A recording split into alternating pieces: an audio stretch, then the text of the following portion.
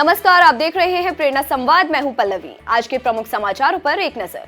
सरसंघ चालक डॉक्टर मोहन भागवत ने कहा, हमें किसी का धर्म परिवर्तन नहीं करना, बल्कि बिना पूजा पद्धति बदले लोगों को अच्छा इंसान बनाना है।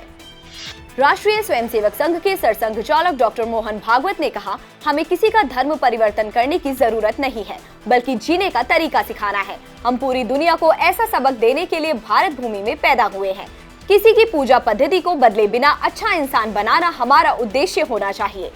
डॉक्टर मोहन भागवत ने गत दिनों घोष शिविर में एक कार्यक्रम को संबोधित करते हुए कहा कि भारत को विश्व गुरु बनाने के लिए समन्वय के साथ आगे बढ़ने की जरूरत है। अपने आप को पहचानो, हम कौन है। हम उस सत्य को जानने वाले ऋषियों के वंशज है। हम संपूर्ण दुनिया को अपना कुटुंब मानने वाले लोग हैं।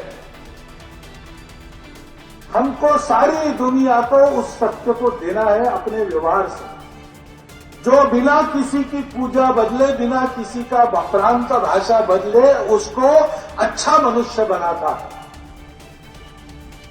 जो सबको अपना मानता है, किसी को पराया नहीं मानता, यहां तक कि उसको न मानने वाले को भी वो पराया नहीं मानता। ऐसा जो हमारा धर्म है, जिसको आजकल लोग हिंदू धर्म कहते हैं, उनको सारी दुनिया में देना है, मतांतरण नहीं करना है।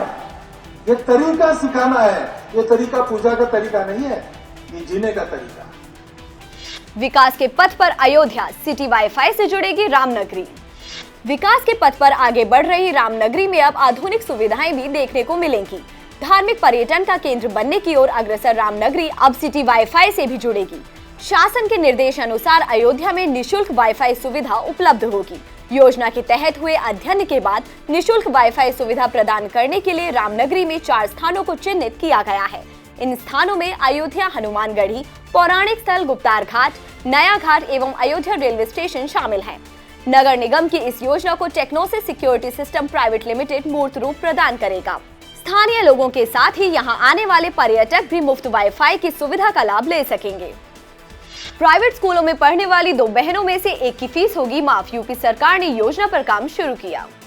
उत्तर प्रदेश में चुनावी माहौल के बीच योगी सरकार ने एक और बड़ी योजना को अमली जामा पहनाने की प्रक्रिया शुरू कर दी है। अब एक ही स्कूल में पढ़ने वाली 2 बहनों में से एक की फीस माफ की जाएगी। इसके लिए बेसिक शिक्षा विभाग ने सरकार पर आने वाले वित्तीय भार के आकलन के लिए आंकड़े जुटाने शुरू कर दिए हैं। यह व्यवस्था प्राइवेट स्कूलों के लिए जारी की जाएगी। मुख्यमंत्री योगी आदित्यनाथ ने 2 अक्टूबर 2021 को घोषणा की थी कि यदि एक स्कूल में 2 बहनें पढ़ रही हो तो एक की फीस माफ करने के लिए संस्था को प्रोत्साहित किया जाएगा या फिर इसकी प्रतिपूर्ति प्रदेश सरकार करेगी। इस योजना का लाभ गरीब परिवारों को मिलेगा। इसके लिए पहले संस्थान से अपील की जाएगी। यदि वे फीस माफी के लिए तैयार नहीं होंगे तो फीस की प्रतिपूर्ति सरकार करेगी। गढ़वाल विश्वविद्यालय के 5 शोध छात्रों ने खोजा क्षुद्र गृह।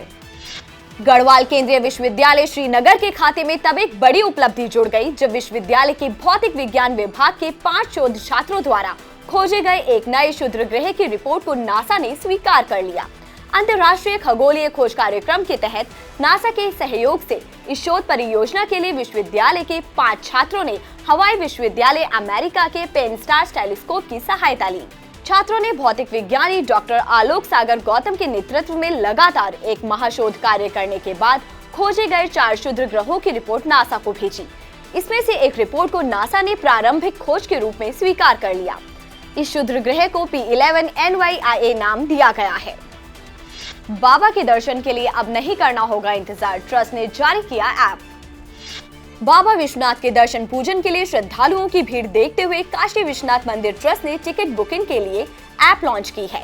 इस ऐप के द्वारा बाबा विश्वनाथ के दर्शन पूजन के लिए श्रद्धालुओं को अब कतार में लगने के लिए इंतजार नहीं करना होगा, बल्कि गूगल प्ले स्टोर से जाकर मंदिर प्रशासन द्वारा बनाए गए ऐप को इंस्टॉल कर उसी से दर्शन के लिए टिकट की बुकिंग कर सकते हैं। साथ ही पता कर सकते हैं कि दर्शन पूजन के लिए उनका नंबर कब आएगा। इस ऐप के माध्यम से अब श्रद्धालुओं की बढ़ती भीड़ को सुव्यवस्थित ढंग से नियंत्रित किया जा सकेगा। अहमदाबाद बम धमाकों के दोषियों को बचाने के लिए हाई कोर्ट जाएंगे जमीयत उलमाए हिंद के अध्यक्ष।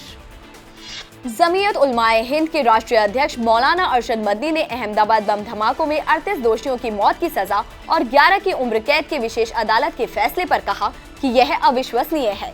इसके खिलाफ जमीयत हाई कोर्ट का दरवाजा खटखटाएगी। एक ओर यहाँ देशवासी इस फैसले से खुश हैं, तो वहीं जमीयत का यह बयान लोगों को परेशान कर रहा है।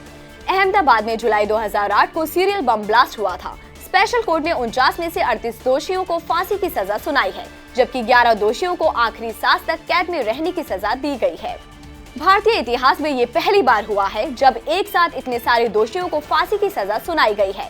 इन बम धमाकों में 56 लोगों की मौत हो गई थी और 200 से ज्यादा घायल हुए थे। 100 शहरों कस्बों के खेतों में उड़े ड्रोन। पीएम मोदी ने कहा, कृषि क्षेत्र में नया अध्याय शुरू। कृषि क्षेत्र में बड़े बदलाव की तैयारी के साथ पीएम नरेंद्र मोदी ने देश में 100 किसान ड्रोन का उद्घाटन किया। किसानों की मदद करने के उद्देश्य से एक विशेष अभियान के तहत वीडियो कॉन्फ्रेंसिंग के जरिए पीएम ने ड्रोनों का उद्घाटन किया। ये ड्रोन देश के विभिन्न शहरों व कस्बों के खेतों में उड़े। ड्रोन खेतों में दवाओं का छिड़काव करने में काम आएंगे। इस मौके पर पीएम ने कहा कि पहले ड्रोन का नाम लेने से लगता था कि यह सेना से जुड़ी कोई व्यवस्था है या दुश्मनों से मुकाबला करने में उपयोग आने वाली कोई चीज है, लेकिन अब यह 21वीं सदी की आधुनिक कृषि व्यवस्था की दिशा में एक नया अध्याय है। अगर नीतियां सही हो तो देश कितनी ऊंची उड़ान भर सकता है, आज का दिवस इसका बड़ा उदाहरण है। कुछ साल पहले तक देश में जब ड्रोन का नाम लिया जाता था तो लगता था कि ये सेना से जुड़ी हुई कोई व्यवस्था है, ये दुश्मनों से मुकाबला करने के लिए उपयोग में आने वाली चीजें हैं, उसी दायरे में सोचा जाता था। लेकिन आज हम मानेसर में किसान ड्रोन सुविधाओं का उद्घाटन कर रहे हैं। ये 21वीं सदी की आधुनिक कृषि व्यवस्था की दिशा में एक नया अध्याय है।